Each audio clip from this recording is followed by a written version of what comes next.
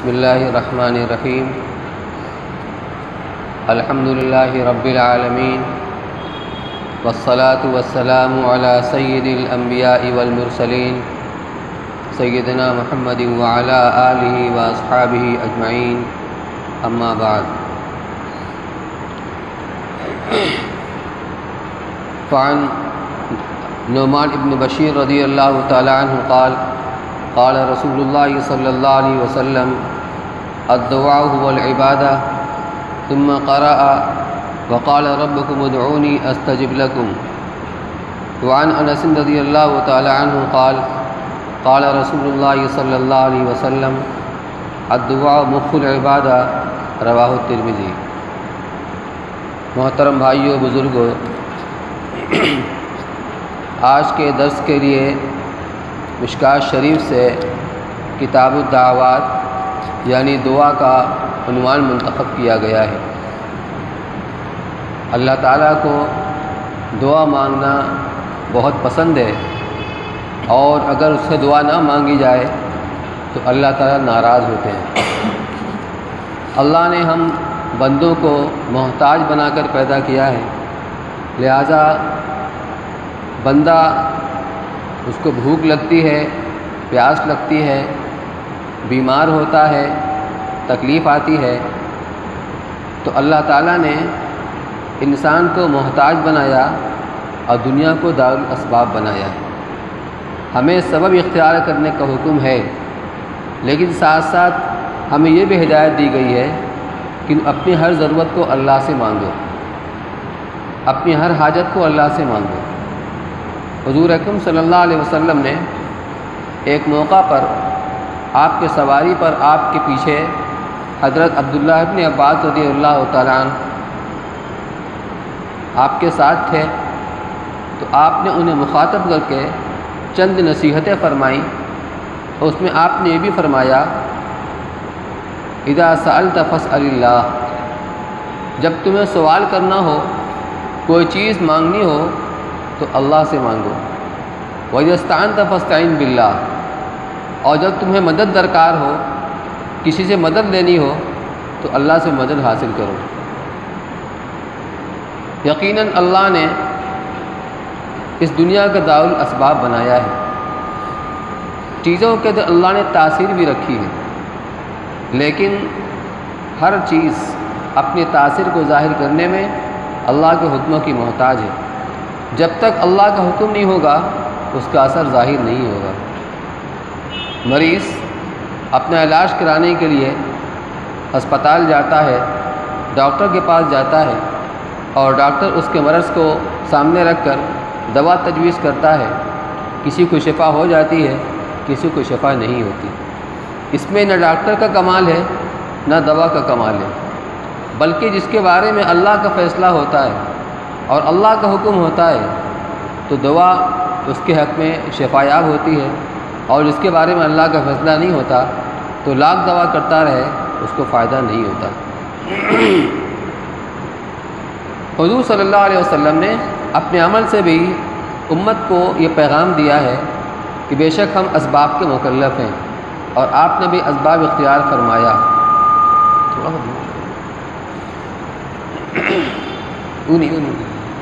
جہاں کھوسا ہے وہی آؤ پیچھے، اور پیچھے، ہاں یہ والا اوپر، نیچے بس. ہجرت کی رات میں جب آپ اپنے گھر سے تشریف لے چلے تو حضرت علی رضی اللہ تعالیٰ عنہ کو اپنے بستر پر سلا دیا، اور اس کے بعد آپ اللہ کا نام لے کر نکلے. ساتھ میں حضرت ابوبکر صدیق رضی اللہ تعالیٰ عنہ کو لیا، اور غار ثور کے اندر جا کر آپ چھپ گئے. 3 دن تک وہاں آپ چھپے رہے. آپ اللہ کے رسول تھے، آپ اللہ سے دعا کر لیتے، اتنا کافی تھا. لیکن آپ نے یہ پیغام دیا کہ جس موقع کے واسطے جو اسباب ہے، جو تدبیر ہے، اس کو اختیار کرو. لیکن پھر یہ بھی حکم ہے کہ اس اسباب پر اور تدبیر پر اکتفا نہیں کرنا چاہیے، بھروسہ نہیں کرنا چاہیے، بھروسہ اللہ کی ذات پر کرنا چاہیے، بھروسہ اللہ کی ذات پر کرنا چاہیے. چنانچہ ایک صحابی آپ کی خدمت میں آئے اونٹ پر، تو جو ریگستانی علاقہ ہوتا ہے، میدانی علاقہ ہوتا ہے، ہم لوگ کے وہاں کی طرح وہاں گلیاں نہیں ہوتی ہیں، کھوٹے نہیں ہوتے ہیں، تو اونٹ جب بٹھایا جاتا ہے تو اس کے گھٹنے میں عقال ڈال دی جاتی ہے، وہ ایک رسی ہوتی ہے، اصل میں جو آج عرب لوگ اپنے رومال کے اوپر عقال لگاتے ہیں، اس کو ہم گرلی کہتے ہیں، یہ اسی کی نقلیں ہیں۔ تو جو یہ عرب حضرات جب اونٹوں پر سفر کرتے تھے تو وہ عقال اپنے سر پر رکھ لیا کرتے تھے، جیسے آج عرب لوگ اپنے اوپر رکھتے ہیں، اور جب اونٹوں کو بیٹھانا ہوتا تھا تو اس کے گھٹنے میں ڈال دیا کرتے تھے، اب وہ اٹھ نہیں سکتا تھا۔ تو انہوں نے پوچھا کہ یا رسول اللہ، اپنے اونٹ کو اسی طرح چھوڑ دیں پھر بھروسہ کریں، یا اونٹ کو باندھ دیں پھر بھروسہ کریں؟ تو آپ نے ارشاد فرمایا اعقلھا وتوکل، کہ اس کو باندھ دو، اس کے بعد بھروسہ کرو۔ جس کا مطلب یہ ہوا کہ جس موقع کے لیے، جس ضرورت کے لیے جو اسباب ہے، اس اسباب کو اختیار کیا جائے، لیکن اسباب پر بھروسہ نہ ہو، بھروسہ رب الاسباب پر ہو، اللہ کی ذات پر ہو۔ اس لیے ہمیں قدم قدم پر ہمیں اس کی ہدایت دی گئی ہے کہ ہم اللہ سے مانگیں، اللہ سے مانگیں۔ چنانچہ قرآن پاک کے اندر بھی کئی آیتیں سلسلے میں نازل ہوئی ہیں۔ سب سے پہلی آیت قل لعبادی الذین اسرفوا علی انفسہم لا تقنطوا من رحمۃ اللہ ان اللہ یغفر الذنوب جمیعا انہ هو الغفور الرحیم، کہ اے میرے پیارے نبی، آپ میرے ان بندوں سے کہہ دیجئے جنہوں نے گناہ کر کر کے اپنے اوپر زیادتی کر لی ہے، ظلم کر لیا ہے، کہ وہ اللہ کی رحمت سے مایوس نہ ہوں، اللہ کی رحمت سے مایوس نہ ہوں۔ ان اللہ یغفر الذنوب جمیعا، اللہ تعالیٰ تمام گناہوں کو معاف کر دیتا ہے۔ انہ هو الغفور الرحیم، کیوں؟ اس لیے کہ بہت معاف کرنے والا ہے، بہت رحم کرنے والا ہے۔ تو اس سے آپ نے سنا ہوگا بنی اسرائیل کے اندر ایک شخص جس نے 99 قتل کیا تھا، 99 قتل کرنے کے بعد اس کے دل کے اندر ندامت پیدا ہوگی کہ میں نے یہ کیا کیا۔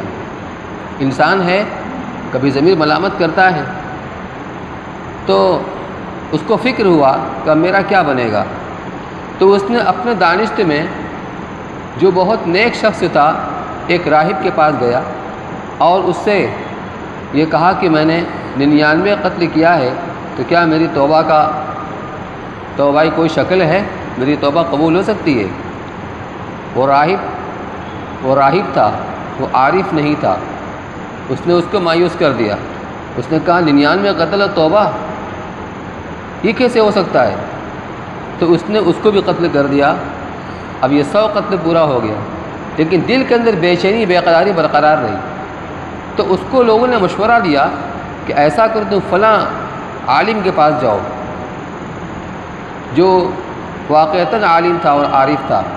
جب اس کے پاس گیا، اس نے کہا ہاں کیوں نہیں، تمہاری توبہ قبول ہو سکتی ہے، لیکن اس کے لیے تمہیں کرنا یہ پڑے گا، تو فلاں بستی کی طرف چلے جاؤ، اس بستی میں کچھ نیک لوگ رہتے ہیں، اللہ کے عبادت گزار بندے رہتے ہیں۔ ممکن ہے اس لیے بھیجا ہو کہ جہاں وہ تھا وہاں دینداری کا ماحول نہیں تھا، جبھی تو اتنا قتل کیا، اور جہاں اس کو بھیج رہے ہیں وہاں دینداری کا ماحول ہے، تو ماحول کا آدمی کے اوپر اثر پڑتا ہے۔ تو اس سے کہا کہ تم فلاں بستی میں چلے جاؤ، وہاں کچھ اللہ کے نیک بندے، عبادت گزار بندے رہتے ہیں، اور ان کے ہاتھ پر تم توبہ کر لو۔ اب یہ شخص چلا، توبہ کرنے کی نیت سے یہ چلا۔ اب راستے میں اس کی موت کا وقت آ گیا، اور یہ گر کے جب موت آئی، اس کی روح نکلی تو یہ گرا، لیکن گرتے گرتے یہ ایک بالش کے برابر آگے گھسٹ گیا۔ جس طرف وہ جا رہا تھا توبہ کی نیت سے، تھوڑا سا گھسٹ گیا گرتے گرتے۔ اللہ کو اس کی یہ ادا بڑی پسند آ گئی۔ اب جب گرا ہے اور اس کی موت واقع ہو گئی، تو اب فرشتے آئے اس کی روح قبض کرنے کے لیے۔ تو وہ فرشتے بھی آئے جو نیک لوگوں کی روح لے جاتے ہیں، وہ بھی آئے جو برے لوگوں کی روح لے جاتے ہیں۔ اب دونوں میں جھگڑا ہو گیا، وہ کہتے ہیں ہم لے جائیں گے، اس لیے کہ یہ توبہ کی نیت سے چلا تھا، اور جو برے روحوں کو لے جاتے ہیں وہ کہتے ہیں ہم لے جائیں گے، کبھی اس نے توبہ تو کی نہیں ہے، اس نے 100 آدمیوں کو قتل کیا ہے۔ بہرحال یہ فرشتے اللہ تعالیٰ کے پاس گئے، یا اللہ کی طرف سے کوئی فرشتہ آیا اور ان کا فیصلہ کیا کہ ایسا کرو کہ دونوں طرف کی زمین ناپی جائے، جہاں سے یہ چلا ہے اور جہاں یہ مر کے گرا ہے وہاں تک کی زمین ناپی جائے، اور جہاں اس کو پہنچنا تھا وہاں تک کی زمین ناپی جائے۔ جس طرف کی زمین کم ہوگی مسافت میں اس کے مطابق فیصلہ کیا جائے گا۔ چنانچہ زمین کو ناپا گیا تو حقیقت میں جس جگہ سے یہ چلا تھا اور جہاں یہ گرا وہ زمین کم تھی، لیکن اللہ نے اس کو حکم دیا کہ تم پھیل جاؤ، اور جہاں اس کو پہنچنا تھا وہ زمین وہ کم تھی، وہ زیادہ تھی، اس کو حکم دیا تم سکڑ جاؤ۔ اب جو ناپا گیا تو اس طرف کی زمین کم نکلی، لہٰذا ان فرشتوں کے حق میں فیصلہ ہوا جو نیک لوگوں کو روح لے کر جاتے ہیں۔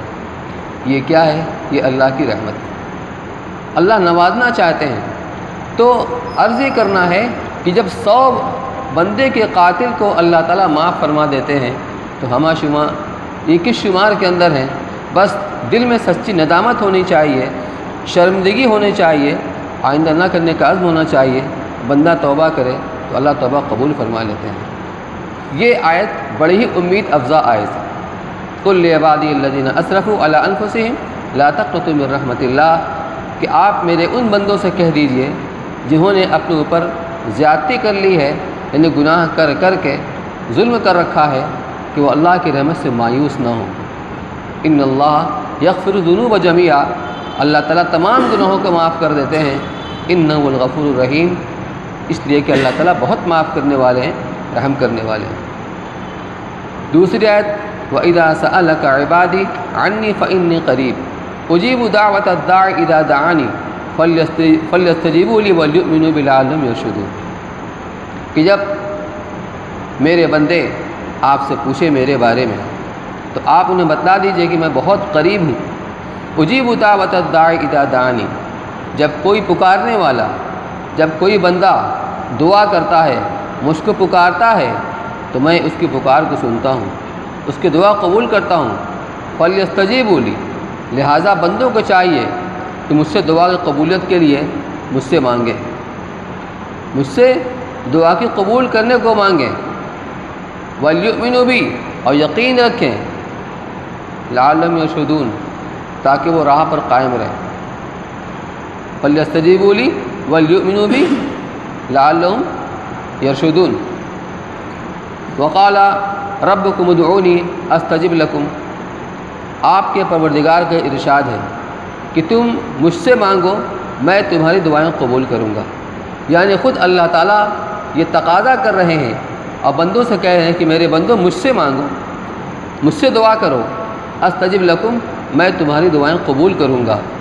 ان الذین یستکبرون عن عبادتی سیدخلون جہنم داخرین، یقیناً جو لوگ دعا مانگنے سے عار محسوس کرتے ہیں، اپنے آپ کو بڑا سمجھتے ہیں، اس لیے دعا نہیں مانگتے، جہنم میں اوندھے منہ ڈالے جائیں گے۔ ابھی جو روایت آپ کے سامنے پڑھی گئی ہے اس میں فرمایا گیا کہ الدعاء هو العبادہ، دعا ہی عبادت ہے، دعا ہی عبادت ہے۔ اور یہاں فرمایا گیا ان الذین یستکبرون عن عبادتی، جو لوگ میری عبادت سے استکبار کرتے ہیں، یعنی عار محسوس کرتے ہیں، اپنے آپ کو بڑا سمجھتے ہیں، اس لیے دعا نہیں مانگتے۔ تو یہاں عبادت کا لفظ لایا گیا ہے، لیکن عبادت سے مراد دعا ہے، چنانچہ روایت میں فرمایا گیا الدعاء هو العبادہ، دعا عبادت ہی ہے۔ دوسری روایت میں فرمایا گیا الدعاء مخ العبادہ، کہ دعا عبادت کا مغز ہے، دعا عبادت کا مغز ہے۔ دیکھیے عبادت کی حقیقت عاجزی، تضرع اور انکساری ہے۔ نماز کے اندر بندہ کیا کرتا ہے؟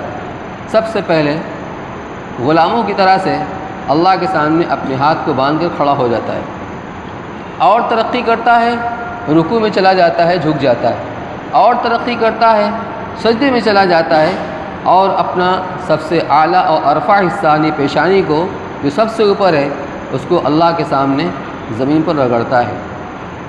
تو عبادت کی حقیقت تواضع، عاجزی، انکساری ہے، تضرع ہے۔ اور دعا کے اندر بھی کیا ہوتا ہے؟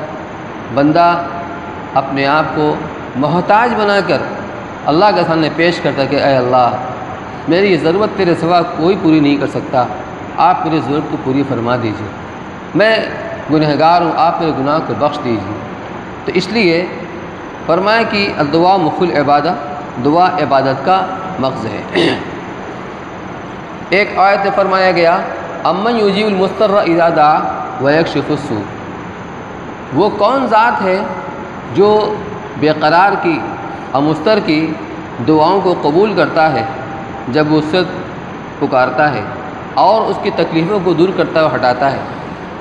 مضطر اس کو کہتے ہیں جو اپنی مصیبت میں، اپنی پریشانی میں بے قرار ہو جائے اور کہیں سے اس کو راستہ نظر نہ آئے اور بے قرار ہو کر اللہ کو پکارے کہ اے اللہ تیرے سوا کوئی مجھ کو اس مصیبت سے بچانے والا نہیں۔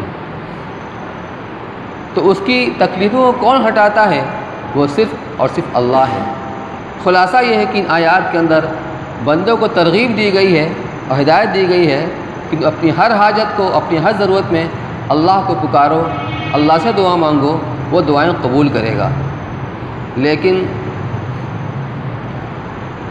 دعا کے مانگنے کے لیے کچھ آداب ہیں، کچھ رکاوٹیں ہیں، موانعات ہیں کہ اگر ان سے بچنے کا اہتمام نہ کیا جائے تو دعا رد ہو جاتی ہے، قبول نہیں ہوتی ہے۔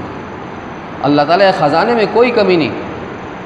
ایک حدیث قدسی کے اندر اللہ تعالیٰ فرماتے ہیں یا عبادی لو کان انسکم وجنکم واولکم وآخرکم، کہ اگر تمام کی تمام انسان یعنی آدم علیہ السلام سے لے کر آخری پیدا ہونے والے انسان تک، سب کی سب، اور جتنے جنات ہیں سب کی سب، اول آخر سب کی سب ایک بڑے میدان کے اندر اکٹھا ہو جائیں اور سب کی سب مجھ سے اپنی آرزوئیں مانگیں، اپنی تمنائیں مانگیں۔ آدمی آرزو جس چیز کی چاہے کر سکتا ہے، اس میں کچھ نہیں لگتا، تمنا جس کی چاہے کر سکتا ہے، کچھ نہیں لگتا۔ تو اپنی آرزوئیں، اپنی تمنائیں مجھ سے مانگیں اور میں سب کا سب اٹھا کر دے دوں تو میرے خزانے میں اتنی بھی کمی نہیں آئے گی جتنی کہ سمندر میں سوئی ڈالی جائے اور ڈال کر نکالا جائے۔ آپ کے بتائیے کہ اس سوئی کے اندر کتنا پانی لگ کر کے آئے گا اور سمندر میں کتنا پانی کم ہوگا۔ یہ مثال ہمیں سمجھانے کے لیے دی گئی ہے، ورنہ اللہ تعالیٰ کا خزانہ اس سے بھی وسیع ہے کیونکہ اس کا خزانہ لامحدود ہے۔ سمندر کتنا بڑا ہونے کے باوجود بھی محدود ہے، لیکن اللہ کا خزانہ لامحدود ہے۔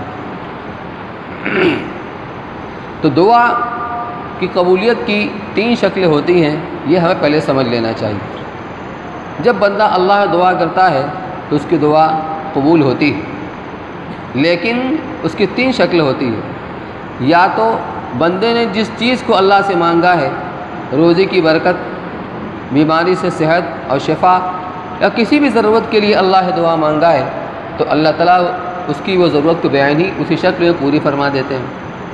کبھی ایسا ہوتا ہے کہ اس کی دعا اسی شکل میں پوری نہیں ہوتی، بلکہ اس پر کوئی مصیبت، کوئی تکلیف آنے والی ہوتی ہے تو اس دعا کو اس مصیبت کا کفارہ بنا دیا جاتا ہے اور وہ مصیبت اس کے اوپر نہیں آتی۔ حدیث میں اس کو اس طرح تعبیر کیا گیا ہے کہ اوپر سے اللہ کا فیصلہ آتا ہے جو اس کی تقدیر میں، مقدر میں لکھا ہوا ہوتا ہے، پریشانیوں کا، تکلیفوں کا، نیچے سے اس کی دعا جاتی ہے، اب دونوں جا کر بیچ میں ایک دوسرے کو روک دیتے ہیں۔ دعا اوپر جانا چاہتی ہے تو وہ روک دیتی ہے، مصیبت اور تکلیف کا فیصلہ، وہ نیچے آنا چاہتی ہے، دعا روک دیتی ہے۔ تو گئی یہ بھی قبولیت کی ایک شکل ہوئی کہ بیانی وہی چیز تو نہیں ملی، لیکن کسی بڑی مصیبت، کسی پریشانی، کسی تکلیف کا کفارہ بنا دیا گیا۔ یا یہ ہوتا ہے نہ تو وہی چیز بیانی ملتی ہے، نہ کسی مصیبت اور تکلیف کا کفارہ بنایا جاتا ہے، بلکہ آخرت کے لیے ذخیرہ بنا دیا جاتا ہے۔ چنانچہ کل قیامت کے دن جب اللہ تعالیٰ اپنے ایسے بندے کو جو اجر ثواب عطا فرمائیں گے تو وہ بندہ بڑی حیرت سے کہے گا، پوچھے گا کہ پروردگار یہ اجر ثواب کہاں سے؟ میں نے عمل تو کیا نہیں تھا۔ تو اس کو بتلایا جائے گا کہ تم نے دنیا میں مجھ سے فلاں وقت فلاں دعا مانگی تھی، فلاں وقت فلاں دعا مانگی تھی، فلاں دعا قبول ہوئی تھی، فلاں قبول نہیں ہوئی تھی، یہ وہی ہے۔ اس وقت بندہ یہ حسرت اور افسوس کرے گا کاش دنیا میں میری کوئی دعا قبول نہ ہوئی ہوتی، تاکہ یہاں سارا ذخیرہ ہمیں یہاں پر مل جاتا۔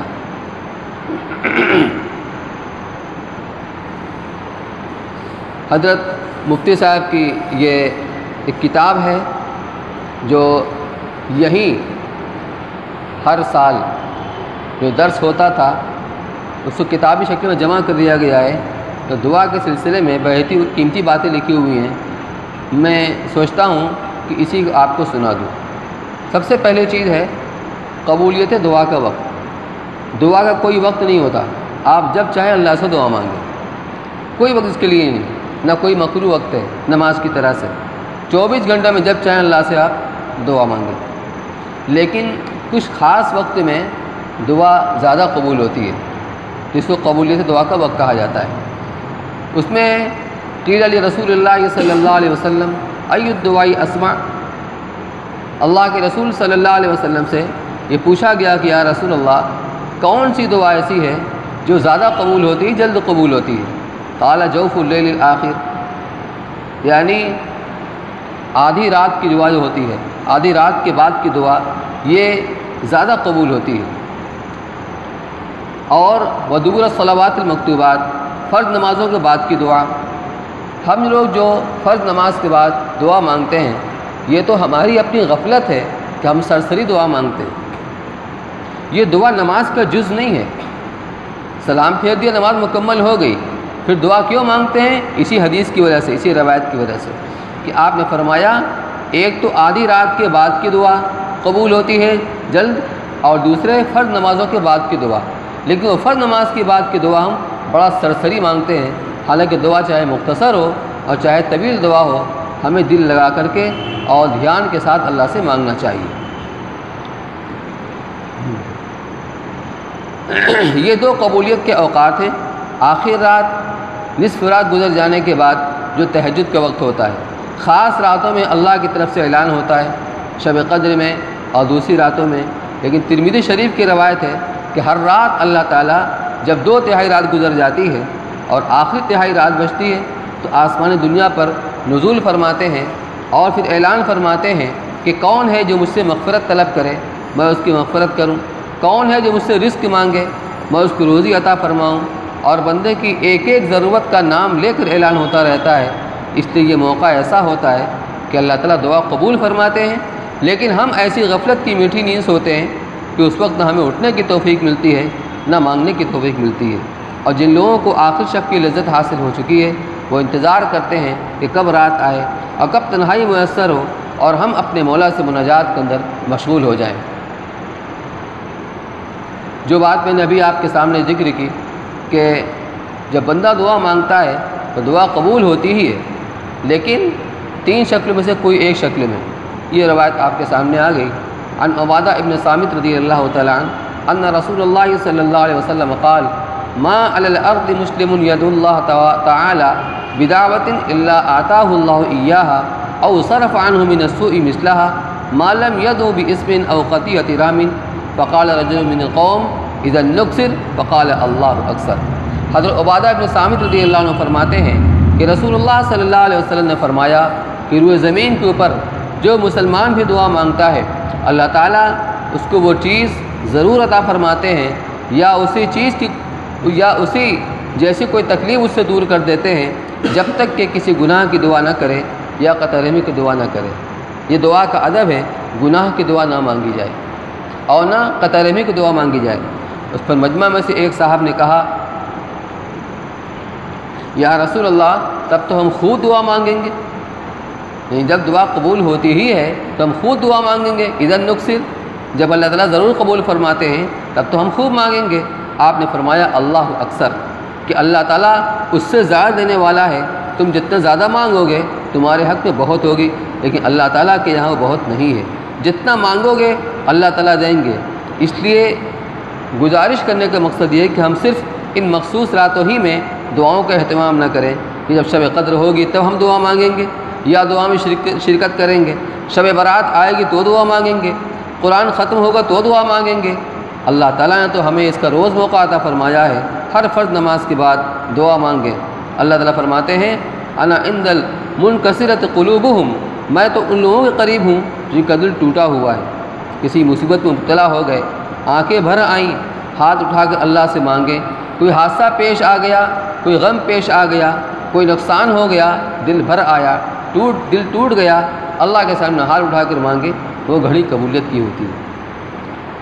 جتنا ٹوٹے ہوئے دلوں کے ساتھ مانگیں گے، لگ لپٹ کر مانگیں گے، آہوزاری کے ساتھ مانگیں گے، اتنی زیادہ دعا قبول ہوتی ہے۔ البتہ دعا کے کچھ آداب ہیں کہ دعا کے مانگنے سے پہلے اللہ کی حمد و ثنا کی جائے، اللہ کی حمد و ثنا کی جائے۔ دیکھیے سورہ فاتحہ، اس کے اندر دعا کا ادب سکھلایا گیا ہے کہ دعا کیسے کرنی چاہیے۔ دعا میں سب سے پہلے اللہ کی حمد و ثنا، اس کی تعریف بیان کی جائے۔ جب بندہ کہتا ہے الحمدللہ رب العالمین، تو اللہ تعالیٰ فرماتے ہیں حمدنی عبدی، میرے بندے نے میرے حمد بیان کی۔ بندہ جب پڑھتا ہے الرحمن الرحیم، تو ارشاد ہوتا ہے اثنا علی عبدی، میرے بندے نے میری ثنا بیان کی۔ بندہ کہتا ہے مالک یوم الدین، کہ اللہ روز جزا کا مالک ہے، تو اللہ تعالیٰ فرماتے ہیں مجدنی عبدی، میرے بندے نے میرے بزرگ بیان کی۔ تو ان تین آیات کے اندر اللہ کے حمد و ثنا، اس کی تعریف بیان کی جا رہی ہے۔ اس کے بعد چوتھی آیت نصفہ نصف ہے، آدھی آیت اللہ کی تعریف سے اور عبادت سے متعلق ہے، اور آدھی آیت بندے کی حاجت سے متعلق ہے۔ ایاک نعبد و ایاک نستعین، اے اللہ ہم تیری ہی عبادت کرتے ہیں اور تجھ سے ہی مدد چاہتے ہیں، ہم تیری ہی عبادت کرتے ہیں اور تجھ سے ہی مدد چاہتے ہیں۔ اب مدد کیا ہے، اللہ سے کیا مانگے، مانگنے کی چیز کیا ہے، اس کو بھی سکھلایا گیا۔ اہدنا الصراط المستقیم، اے اللہ مجھ کو سیدھا راستہ دکھلا دیجیے۔ مانگنے والے چیز یہ ہے، سیدھا راستہ کون سا ہے؟ صراط الذین انعمت علیہم، ان لوگوں کا راستہ جن پر آپ کا انعام ہوا۔ دوسری جگہ فرمایا گیا من النبیین والصدیقین والشہداء والصالحین، جن پر آپ کا انعام ہوا وہ کون لوگ ہیں؟ حضرات انبیاء کرام علیہ السلام، صدیقین، شہداء جنہوں نے اپنی جان کو اللہ کی راہ میں قربان کر دیا، اور عام صالحین، عام نیک لوگ۔ یہ وہ لوگ ہیں جن پر اللہ کا انعام ہوا، تو ان کے راستے پر ہمیں چلا۔ غیر المغضوب علیہم ولا الضالین، ان لوگوں کے راستے پر نہیں کہ جن پر آپ کا غضب نازل ہوا اور جو راہ سے بیراغ ہوئے۔ اب یہ صراط مستقیم ہے کیا، سیدھا راستہ کیا ہے؟ اب یہ پورا قرآن وہی اسی کی تفصیل ہے، یہ پورا قرآن اسی کی تفصیل ہے۔ بہرحال مجھے یہ عرض کرنا تھا کہ دعا کے کچھ آداب ہوتے ہیں، پہلے اللہ کی حمد و ثنا کی جائے، حضرت صلی اللہ علیہ وسلم کے اوپر درود بھیجا جائے، اس کے بعد دعا مانگی جائے، اور دعا میں زیادہ سے زیادہ عموم ہونا چاہیے، یعنی صرف اپنے لیے مخصوص نہ کرے، اپنے اہل و عیال کے لیے مخصوص نہ کرے، اپنوں کے ساتھ خاص نہ کرے، بلکہ ساری امت کو اس میں شامل کرے، تمام مومنین مومنات کو، مسلمین مسلمات کو، سب کو شامل کرے۔ تو دعا میں عموم ہونا چاہیے، جتنا عموم ہوگا اتنے ہی قبولیت کے زیادہ قریب ہوگی۔ صرف اپنے لیے، صرف اپنے اہل و عیال کے لیے نہیں، بلکہ پوری امت کے لیے دعا کرے، ہر مسلمان کے لیے دعا مانگے۔ اور حدیث سے معلوم ہوتا ہے کہ جس دعا میں جتنی زیادہ عمومیت ہوتی ہے اتنی ہی زیادہ قبولیت کی امید ہوتی ہے۔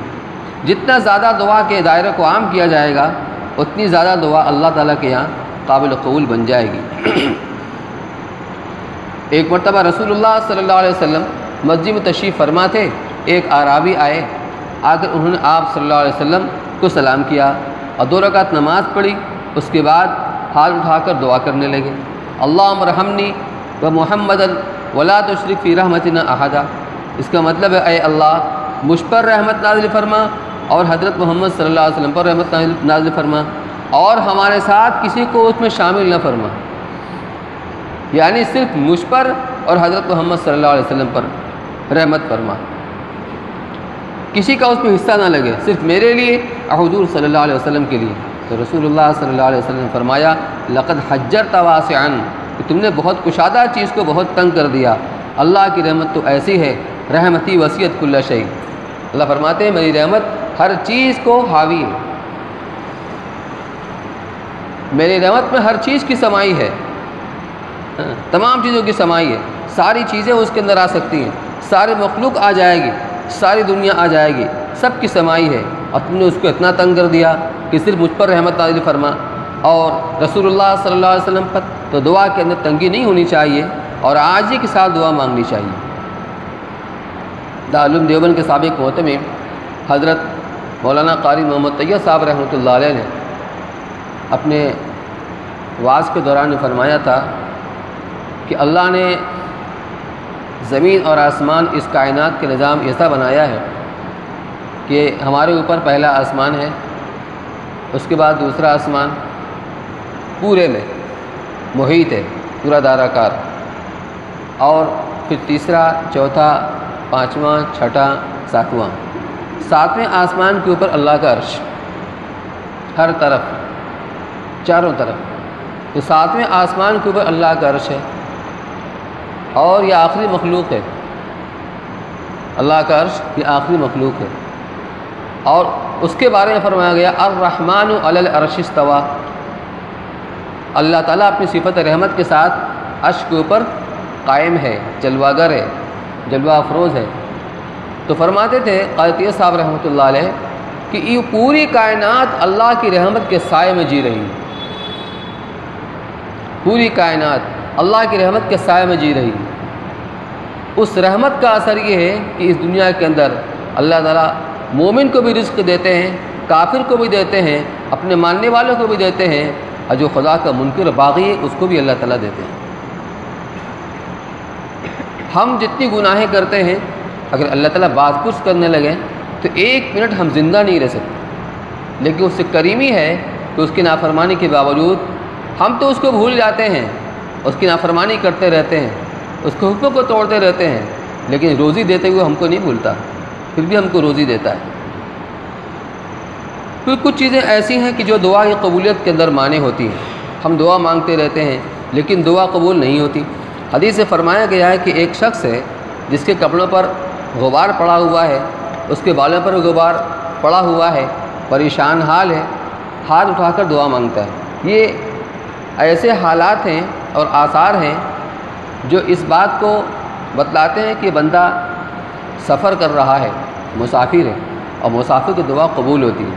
ابھی پیچھے آیا کہ ٹوٹے ہوئے دلوں کی دعا قبول ہوتی ہے، اللہ تعالیٰ ٹوٹے ہوئے دلوں کے پاس ہوتے ہیں، اور سفر میں آدمی کے ساتھ ایسے حالات ہوتے ہیں کہ اس کا دل ٹوٹا ہوا ہوتا ہے، تو پراگندہ بال، پراگندہ حال، اور کہتا ہے یا رب یا رب یا رب، اے پروردگار اے پروردگار۔ لیکن معاملہ کیا ہے؟ مطعمہ حرام، مشربہ حرام، یغذا بالحرام انہ یستجاب، کہ کھانا اس کا حرام، پینا اس کا حرام، اس کو غذا جو دی گئی وہ حرام کی غذا دی گئی ہے، دعا کہاں سے قبول ہو؟ اس لیے دعا قبولیت کے لیے یہ بھی ضروری ہے کہ ہماری جو خوراک ہو اور غذا ہو وہ حرام کی نہ ہو بلکہ حلال کی ہو۔ اس امت کے اندر ایک بہت بڑا ظالم گزرا ہے، حجاج ابن یوسف ثقفی۔ اللہ کی عجیب شان ہے، اللہ دین میں کام لینے پر آتے ہیں کسی سے بھی لے لیتے ہیں۔ قرآن پر جو زیر زبر لگا ہے نا اور نقطہ لگا ہے نا، علماء کرام بتلاتے ہیں کہ اسی کی کارستانی ہے، اسی نے لگوایا ہے۔ وہ اتنی بڑی خدمت بھی کی ہے، لیکن اتنا ظالم تھا کہ 1,20,000 لوگوں کو کتابوں لکھا ہے کہ اس نے قتل کیا ہے۔ اس میں بڑے بڑے تابعی حضرات بھی ہیں، حجاج نے قتل کروایا۔ تو اس کے ظلم سے لوگ پریشان ہو گئے۔ تو کوفہ میں ایک جماعت تھی مستجاب الدعوات لوگوں کی، جن کی دعا قبول ہوتی تھی، جو دعا مانگے قبول ہو جائے۔ تو جب اس کو کوفہ کا گورنر بنا کر بھیجا گیا، اس نے سب سے پہلے ہیلے اور بہانے سے ان کو بلایا اور ان کی دعوت کی، اور حرام کی غذا ان کے پیٹ میں چلی گئی۔ اس نے کہا میں اب ان کی بددعا سے محفوظ ہو گیا، ان کی بددعا سے محفوظ ہو گیا کیونکہ ان کے پیٹ میں حرام کی غذا چلی گئی۔ تو ایسی خطرناک چیز ہوتی ہے، اس لیے اگر ہم یہ چاہتے ہیں ہماری دعا قبول ہو تو ہمیں اس کا اہتمام کرنا پڑے گا کہ ہماری غذا حرام نہ ہو بلکہ حلال ہو۔ ابھی ایک بات آپ نے سنی، معلم یدعو باسم او قطیعۃ رحم، کہ بندے کی دعا قبول ہوتی رہتی ہے جب تک کہ کسی گناہ کی دعا نہ کرے یا قطع رحمی کی دعا نہ کرے۔ گناہ کی دعا کیا ہے؟ گناہ کی دعا یہ ہے، مثال کے طور پر ایک آدمی ہے جس نے سٹا لگایا ہے اور دعا کر رہا ہے کہ اے اللہ میرا نمبر نکل آئے، لاٹری کا ٹکٹ خریدا ہے اور دعا مانگ رہا ہے کہ اے اللہ میرا سب سے اول نمبر کے نام نکل آئے، یہ کیا ہے؟ یہ گناہ کی دعا ہے، یہ معاصی کی دعا ہے، جوا کھیل کر اللہ سے کامیابی کی دعا مانگ رہا ہے۔ اسی طریقے سے قطع رحمی کی دعا، اپنے کسی رشتہ دار کے لیے، بھائی کے لیے، بہن کے لیے، کسی ذو رحم محرم کے لیے ہلاکت کی دعا، بربادی کی دعا اور کسی اور نقصان کی دعا مانگ رہا ہے تو یہ قطع رحمی کی دعا ہے، ایسی دعا مانگنا منع ہے، اور یہ اللہ کا فضل ہے، کرم ہے کہ وہ ایسی دعا قبول نہیں فرماتا۔ اسی طریقے سے دعا مانگنے میں الہا و زاری ہونی چاہیے، ایک بات کو بار بار کہے، اللہ سے بار بار مانگے، لگ لپٹ کر مانگے، اصرار ہونا چاہیے، کبھی اس طرح دعا نہ مانگے کہ اے اللہ اگر تو چاہے تو میری مغفرت فرما دے، اگر تو چاہے تو میری مغفرت فرما دے۔ اللہ کی ذات بے نیاز ہے، وہ کسی کا محتاج نہیں، یقین کے ساتھ مانگنا چاہیے، اے اللہ تو ہماری مغفرت فرما، تیرے سوا کوئی ہماری مغفرت نہیں کر سکتا، تو ہماری مغفرت فرما دے، یقیناً ہم گنہگار ہیں لیکن تو ہی معاف کرنے والا ہے۔ تو یہ نہ کہے کہ اگر تو چاہے تو میری مغفرت فرما دے، اگر تو چاہے تو مجھے شفا دے دے۔ رسول اللہ صلی اللہ علیہ وسلم نے اس سے منع فرمایا ہے، فرمایا ولیکن لیعظم المسئلہ، پختگی کے ساتھ مانگو کہ اے اللہ تو مجھے شفا عطا فرما دے، اے اللہ تو مجھے روزی عطا فرما دے، اے اللہ مجھے عافیت نصیب فرما، مجھے برکت عطا فرما، میری مغفرت فرما۔ یہ کبھی نہ کہے کہ اگر تو چاہے تو ایسا کر دے، اس میں تو بے نیازی ظاہر ہوتی ہے، بے نیازی ظاہر ہوتی ہے۔ اور شروع میں بتایا گیا تھا آپ کو الدعاء هو العبادہ، دعا عبادت ہی ہے، الدعاء مخ العبادہ، اور دعا عبادت کا مغز ہے، یعنی عبادت کی حقیقت عاجزی، تواضع، زاری، مسکنت، اور دعا کا ایک خاص جز ہے، اس لیے دعا کے اندر بے نیازی نہیں چل سکتی، دعا کے اندر عاجزی چلے گی، اللہ سے لگ لپٹ کر پوری یقین و قوت کے ساتھ مانگے۔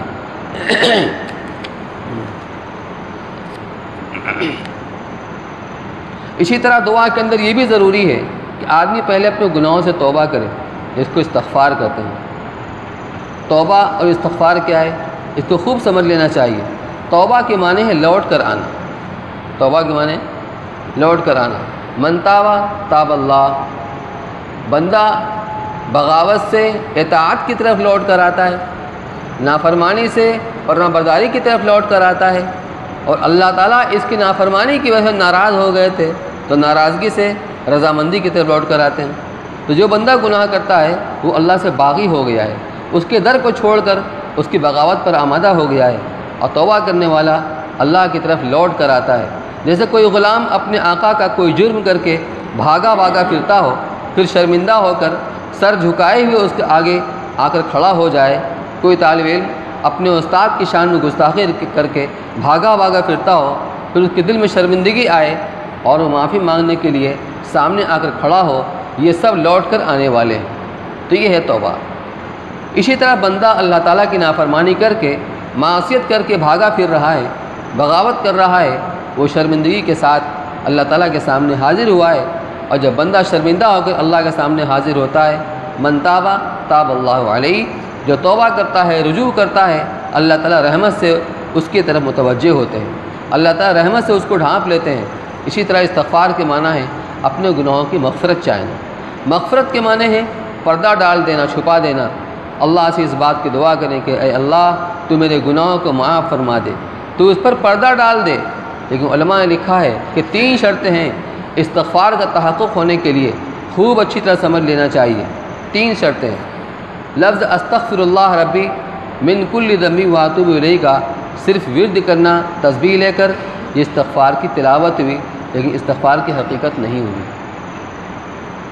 آدمی زبان سے استغفر اللہ کہے، استغفر اللہ ربی من کل ذنب واتوب الیہ پڑھے، دل میں ندامت نہ ہو تو استغفار نہیں ہوا۔ یہ استغفار کی حقیقت کیا ہے؟ دل میں سچی ندامت ہونی چاہیے، شرمندگی ہونی چاہیے، ہائے یہ کیا ہو گیا، ہائے مجھ سے یہ کیا ہو گیا۔ تو استغفار کی حقیقت یہ ہے جس گناہ سے یا جن گناہوں سے استغفار کرنا ہے، توبہ کرنا ہے، پہلے دل سے اس کے اوپر ندامت ہو، اللہ کے سامنے اس کا اقرار ہو، چاہے گناہوں کا نام لے کر یا عمومی طور پر تمام گناہوں کے اقرار ہو اور دل سے عزم ہو کہ آئندہ میں یہ گناہ نہیں کروں گا۔ دو بات ہوئی، پہلے تو دل میں سچی ندامت ہو، اور دوسرے آئندہ یہ عزم کرے کہ آئندہ میں گناہ نہیں کروں گا۔ اگر دل میں گناہ چھوڑنے کا پختہ عزم نہیں کیا ہے اور صرف استغفار کر رہا ہے تو یہ بھی استغفار نہیں ہے۔ گویا دونوں چیز ہونی چاہیے، جو غلطی ہو گئی، جو گناہ ہو گیا، دل سے سچی ندامت ہو، ہائے مجھ سے یہ کیا ہو گیا، یہ نہیں ہونا چاہیے، اور آئندہ نہ کرنے کا پختہ عزم ہو کہ آگے انشاءاللہ اب میں یہ کام نہیں کروں گا۔ اس لیے پہلے ان گناہوں کو چھوڑنے کا عزم کرے، اور جو گناہ ہو چکے ان پر ندامت ہو، اور پھر اللہ سے درخواست کریں کہ اے اللہ مجھ سے جو غلطیاں ہو گئی ان کو معاف فرما۔ اللہم انی اتوب الیک من المعاصی جمیعا لا ارجع الیہ ابدا۔ اے اللہ میں تجھ سے تمام گناہوں کی مغفرت طلب کرتا ہوں اور ان گناہوں کو دوبارہ نہیں کروں گا، اور آئندہ ان کے نہ کرنے کا عزم بھی ضروری ہے، اور اس کے بعد آئندہ بچنے کے عزم کے ساتھ اللہ سے معافی بھی مانگنا اور اسے توفیق بھی طلب کرنا۔ اے اللہ مجھ کو اس توبہ پر قائم رہنے میں میری مدد فرما، میری دستگیری فرما، میں کمزور ہوں، ناتواں ہوں، تو میری مدد فرما۔ اسی کے ساتھ یہ بھی یاد رکھیے کہ بعض گناہ تو وہ ہوتے ہیں جس میں صرف توبہ استغفار کافی ہوتے ہیں، اور بعض گناہ وہ ہوتے ہیں جس میں اس کے ساتھ کچھ اور بھی کرنا ہوتا ہے۔ مثلا اگر کسی کی نماز چھوٹی ہوئی ہے، روزہ چھوٹ گیا ہے، تو صرف توبہ کافی نہیں ہے، بلکہ توبہ کے ساتھ چھوٹی ہوئی نمازوں کی قضا بھی کرنی ہے۔ یعنی جو فرائض اور واجبات جس کو بندے نے چھوڑ رکھا ہے، اس کو ادا نہیں کیا ہے، تو صرف توبہ کرنے سے، استغفار کرنے سے معاف نہیں ہوگا، بلکہ اس کو قضا بھی کرنا پڑے گا۔ اب جو نماز سال بھر پہلے کی تھی، اب ہمیں آج احساس ہوا اور آج ہم اس کو قضا کر رہے ہیں، تو اس تاخیر کا گناہ تو معاف ہوگا، لیکن جو نماز ذمے میں ہے وہ بغیر پڑھے ہوئے وہ ادا نہیں ہوگی، اس کو قضا کرنا ہی پڑے گا۔ ایسے جو روزہ ہے چھوٹا ہوا، اس کو قضا کرنا پڑے گا۔